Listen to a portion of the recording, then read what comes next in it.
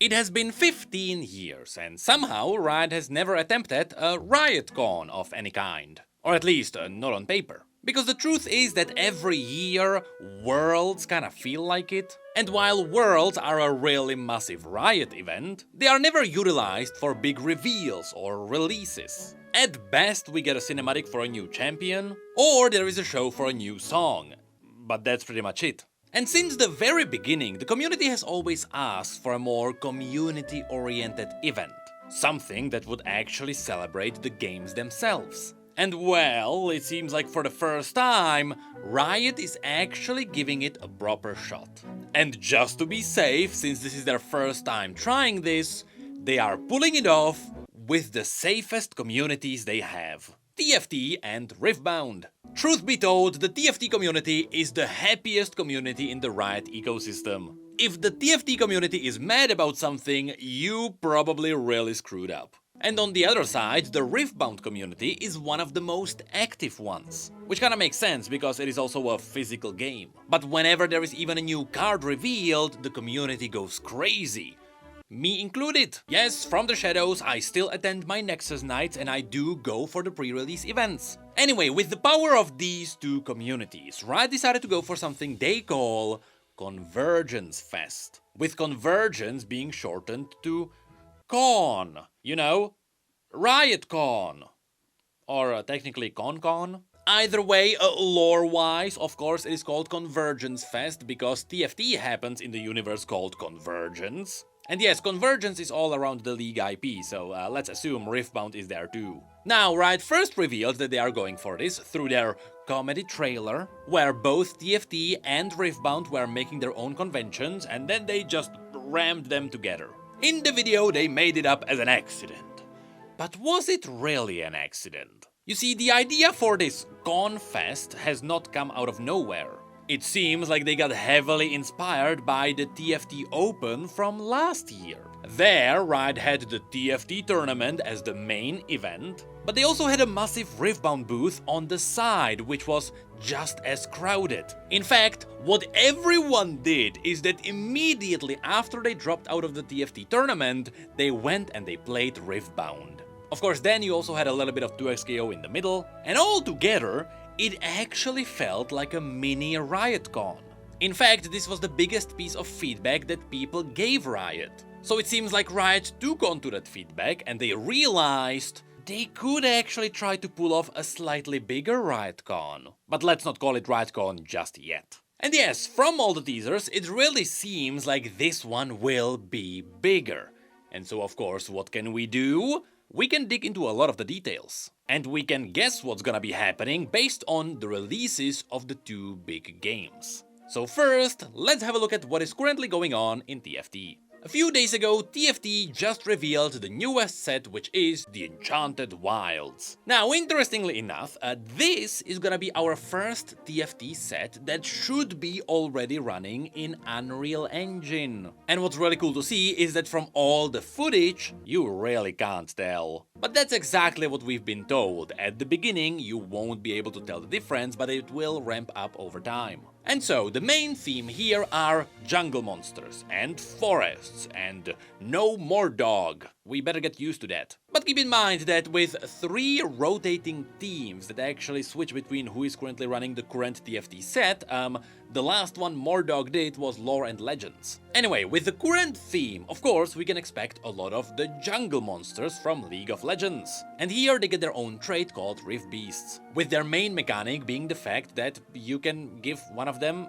a buff, just like how they do in the game. And because this is supposed to be one of the main vertical traits of the set, the more Rift Beasts you have, the easier it will be to ramp up the trait and find them in the shop and get them better in the shop. But more importantly, the reason why I am bringing up this trait specifically is because there is also the Elder Dragon. And they call the Elder Dragon a she. But the entire time, throughout the lore of League of Legends, the Elder Dragon has always been the king. And so I'm gonna pretend that the TFT team overlooked that. After which, the big mechanic of this set are the Wisps, which is actually a newly rebalanced version of the Charms, which are essentially one-time use powers that only usually last around 1 round. And the longer the game is, the more expensive the wisps are and the more powerful they are. And for a big mechanic, it is pretty simple. And I do believe that this is the case because Riot couldn't really do anything crazy with this set, because again, this is gonna be the first set that will try and run in Unreal Engine. So it is simple because it needs to be the baseline. But the players might appreciate it because they might wanna take a break from all the deals that they are making with the gods in the current set. But since TFT has always gone wild with the art, especially with the gods from the current set, to give us at least a little bit of a visual sprinkle, the wisps are actually being turned into forest animals, and they will hop on your screen as you buy them.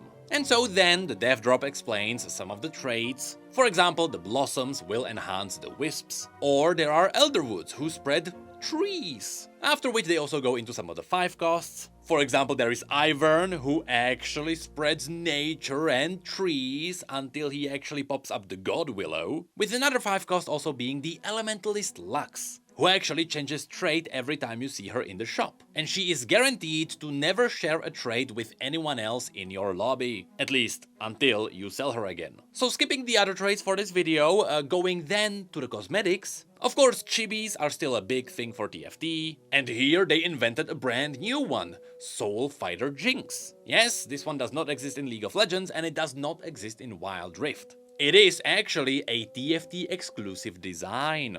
For now. And yes, this one will also come with her own board, which is the Soul Fighter Jinx board, whatever it will be called. And yes, the Unbound legends are also a big source of TFT's modern income. And so there is the new Spirit Blossom Springs Aphelios Unbound, which is quite a name for a tactician. But even cooler than that, there is the Chibi Office Aatrox, which is a very hilarious form of the normal Chibi Aatrox. And I would love it if this one got adapted into League of Legends. They would make a great pair with Mundo. And in fact, it would be quite a battle in the top lane. Lastly, there is also the Cavan LeBlanc Unbound, which also shows us that the TFT team is still pretty good with their VFX. But again, keep in mind, now it is all in Unreal Engine. And for the most part, skipping over all the other traits, that's it. So again, as you can see, a very simple set overall. But that is because they had to jump through a lot of obstacles to get here. And that is where the video finally gives us the nugget we were looking for. The Convergence Fest. So, this is where the video confirms that they are going back to their roots with TFT Open, which all started in Vegas. And just like before, it will include the 1024 competitors who will duke it out for the final title. And these competitors include anyone from pro players to just famous people who happen to be fans of TFT. I mean, last year I competed, and I lost it all.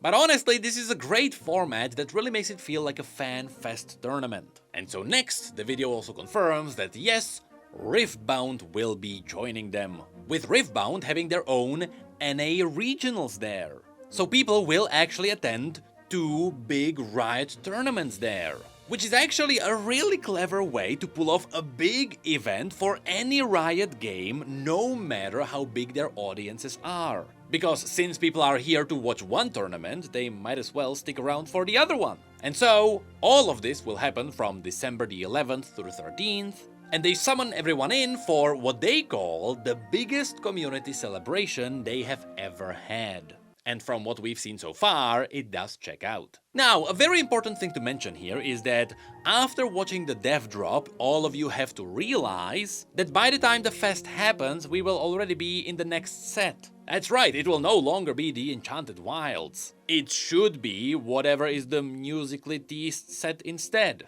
But then, what is happening with Riftbound there? Well, interestingly enough, Riftbound is also exactly 2 expansions away from the fest. And so right now, Riftbound is teasing Vendetta. This is an expansion that is all about rivalries between champions and colors. And honestly, it all looks pretty good. It seems like Riot is getting a hang of how their releases should be done, and right now the only thing that's holding them back is the card distributions in the packs. The last expansion had way too many legends on average in a pack. But it's still pretty cool to see that the excitement for Riftbound is also very high. I mean, all you have to do to check it out is to have a look at the prices of the collector's items. with the medal Ares currently being sold for over $5,000. And crazily enough, some of these are actually getting sold. So the health of this game on the community side is pretty great. I mean, with Vendetta specifically, Riot actually leaned into the collecting side, which people really enjoy. And so they gave us a new kind of card art, which is the exact same thing like how previously they gave Baron his own entire tier. And so for Vendetta, since it is all about rivalries, all the rivals, or at least some of them, will have joined art. For example, here is one for Vi and Jinx, as well as Jace and Victor. But again, while this set is currently generating a lot of hype, by the time the Convergence Fest happens, Radiance should be out. With Radiance, once again, hinting at some kind of a musical thing. And of course, because of all of those teasers, that's why people believe that the Season 3 of League of Legends will be also based around music. I mean, everyone is doing music at the end of the year, so who knows, maybe KDA are actually coming back. I mean, we've seen this kind of alignment for Worlds before, which makes the Convergence Fest even more exciting. Because it seems like Riot is gonna be pushing it out in the middle of all the big things they are going for, with all of their resources currently lining up for that time period. And so I really hope that the Convergence Fest succeeds, because then you can just add in Legends of Runeterra and 2XKO, after which you are only a few games away from a proper RIOT-CON, and at that point, everything is set up for the Riot MMO.